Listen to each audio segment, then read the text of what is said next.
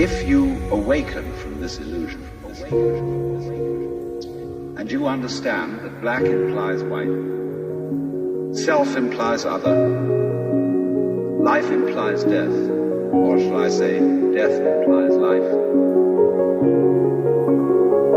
you can feel yourself not as a stranger in the world, not as something here on probation, not as something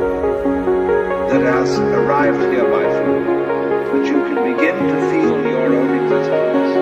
as absolute fundamental. What you are basically, deep, deep down, far, far in, is simply the fabric and structure of existence itself.